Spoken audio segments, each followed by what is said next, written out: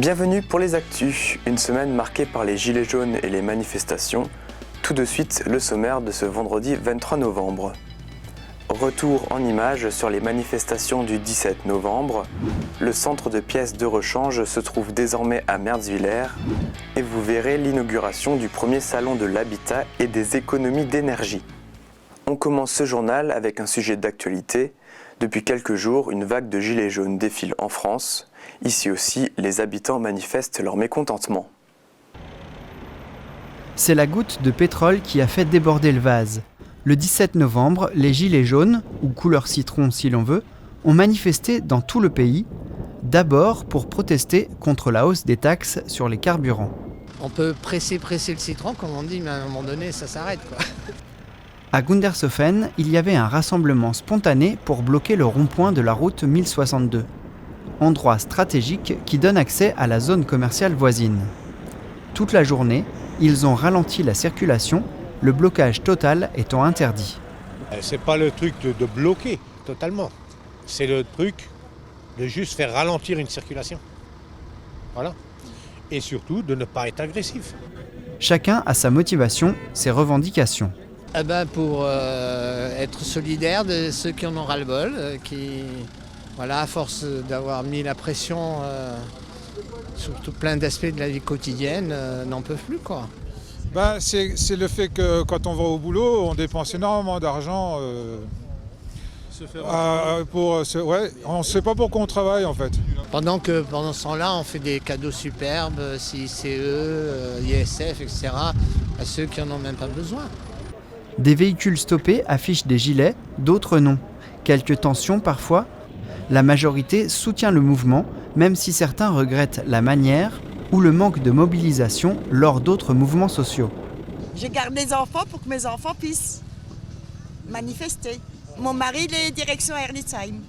En tant que citoyen, je comprends un petit peu le ras-le-bol des gens, je comprends qu'ils ont envie de montrer leur mécontentement. En tant qu'écologiste, je suis un peu choquée que pour montrer qu'on n'est pas content de la hausse du carburant et que le carburant coûte cher, je suis un peu choquée que des personnes décident de bloquer la France en créant des embouteillages monstres. On ne peut pas fermer les lignes SNCF par exemple, d'un côté, et puis en même temps taxer sur l'essence parce que les gens, moins on met de politique de transport en commun, etc., et plus ils prendront leur voiture. C'est logique. Et en plus, on sait très bien que pendant des décennies, on a préféré garder des voitures thermiques, etc. On n'a pas fait les efforts d'investissement pour des solutions alternatives qui aujourd'hui seraient sur le marché, etc. On le sait. Je pense qu'un coup de pouce sympa du gouvernement serait peut-être de favoriser les gens qui pratiquent assidûment le covoiturage. Le gouvernement a annoncé qu'il allait défiscaliser les aides au covoiturage et le chèque carburant, mettre en place une prime à la conversion des chaudières et augmenter la prime à la conversion voiture pour atteindre jusqu'à 4 000 €. Des mesures qui n'ont pas convaincu. Le lendemain et les jours suivants, encore des points de blocage, notamment à Roppenheim, et une opération escargot sur la A35. Les Gilets jaunes envisagent de continuer les mobilisations. Côté commerçant, des appels ont été lancés sur les réseaux sociaux afin d'inciter à la consommation de proximité et donc réduire les dépenses en transport. À Niederbronn, un salon de coiffure a fait grève de la carte bleue et un magasin de chaussures affichait un gilet au comptoir. Il y avait aussi un rassemblement de gilets jaunes sur le site de Dietrich de Mertzwiller ce jeudi 15 novembre, mais c'était pour visiter les nouveaux locaux. BDR Therméa France installe son siège social à Mertzwiller sur le site historique de Dietrich. Inauguré ce jeudi 15 novembre, le groupe possède désormais un tout nouvel espace qui s'appuie sur 5 marques historiques, dont l'enseigne de Dietrich. On est sur le site principal, on est proche de la partie recherche et développement et proche de la partie industrielle qu'il faut manager aussi, donc on a quelque chose qui est un vrai centre névralgique. Ça n'empêche pas qu'il y ait effectivement des besoins d'être en région parisienne là pour des questions aussi de centre névralgique plutôt du pays là, sur cet aspect-là, mais on sait que le train entre maintenant Strasbourg et Paris s'est largement amélioré et favorise aussi de pouvoir garder cet ancrage local tout en étant proche du national. Un investissement de l'ordre de 6,4 millions d'euros pour une surface de 6600 mètres carrés. On y retrouve un nouveau centre d'excellence pièces de rechange, CPR, qui regroupe l'ensemble des activités pièces de rechange auparavant à Reichshofen. Le nouveau bâtiment comprend des bureaux destinés aux équipes chargées de la gestion des pièces de rechange, un magasin avec un supermarché qui regroupe plus de 2000 pièces. L'objectif est de pouvoir expédier plus de 2000 commandes par jour. Pourquoi alors BDR Therméa? Parce qu'on l'a mis dans l'ordre alphabétique. B comme Baxi, D comme de Dietrich, R comme Réméa. Précurseur sur le marché des pompes à chaleur, le site de Merzwiller dispose aussi d'un centre de compétences internationales pompes à chaleur. Le laboratoire d'essai permet de concevoir les produits fabriqués, mais aussi de les tester, par exemple sur leur acoustique. Le marché français, c'est en gros 100 000 pompes à chaleur, mais c'est 100 000 pompes à chaleur avec des typologies de produits qui peuvent être extrêmement différents derrière. Donc on peut être amené à avoir une production qui doit véritablement s'adapter à ces nouveaux produits, à ces changements incessants, et y compris donc des changements dans ce qu'on est en train de produire, donc avec plutôt des petites séries, qu'on n'est pas dans la production de masse de grandes séries optimisées au maximum. Le groupe prévoit d'allouer 50 millions d'euros pour les années à venir, de déployer 100 projets, par exemple pour travailler sur la réduction du bruit des machines, mais aussi d'embaucher 100 personnes pour la partie pompe à chaleur.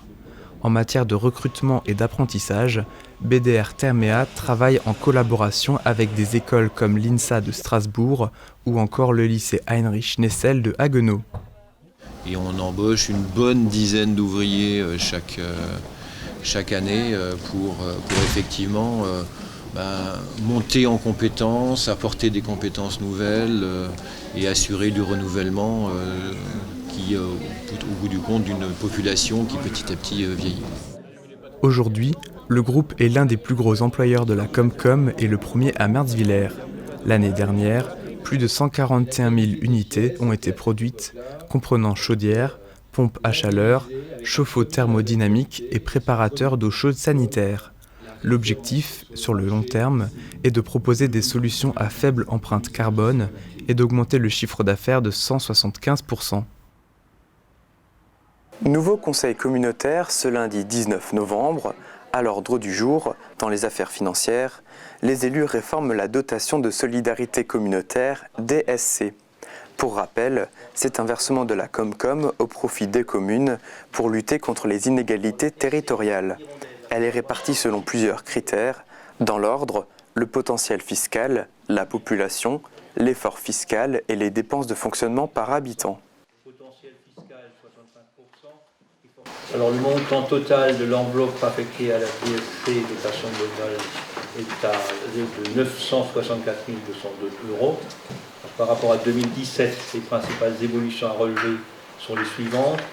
La baisse la plus importante en volume concerne Damba, moins 692 €. À l'inverse, la hausse la plus importante concerne Wittesheim, plus 517 €. Les communes ont reçu entre 5 600 et 156 000 € de fonds. Concernant l'environnement, la Comcom prévoit des travaux d'aménagement au niveau de l'étang de Dietrich. Le plan de financement a été approuvé. La Comcom a lancé une étude en 2015 pour restaurer les cours d'eau sur le territoire. Le montant prévisionnel des travaux de la phase 1, à savoir le Falkensteiner Bar, s'élève à 567 000 €. Des aides auprès de la région Grand Est et de l'Agence de l'eau seront encore sollicitées. À noter aussi, pour assurer la structuration de la filière bois locale et sa gestion durable, la Comcom a signé la charte forestière du territoire des Vosges du Nord. Un bilan satisfaisant avec plus de 600 visiteurs pour le salon qui s'est tenu ce week-end. Les professionnels de l'habitat étaient à Merzwiller. Les projets pour la maison ne manquent pas. L'isolation, le chauffage, l'aménagement, chacun rêve d'améliorer son confort. Des rêves accessibles grâce au financement et aux entreprises qualifiées présentes sur ce premier salon des artisans de la rénovation de l'habitat et des économies d'énergie organisé par la communauté de communes du pays de Niederbronn.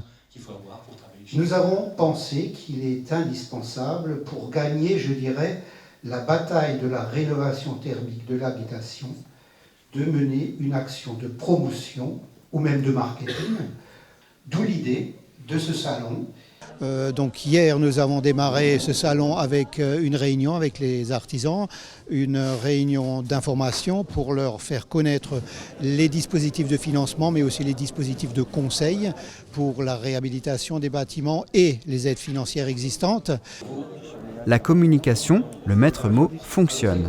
Une centaine de visiteurs samedi et plus de 500 dimanche. Les artisans sont satisfaits. Ouais, bon, hier un peu moins parce qu'effectivement il y avait des manifestations gilets jaunes, mais aujourd'hui franchement pour un premier salon c'est bien et il y avait une fréquentation qui était tout à fait correcte par rapport à ce salon, quoi, ouais, c'est bien. Alors des salons comme ça on en fait pas forcément régulièrement, ce qu'on propose au contraire c'est des portes ouvertes. En fait c'est mon premier salon et je pense que à partir de maintenant je vais en faire d'autres. C'est un bon moyen de communication en fait.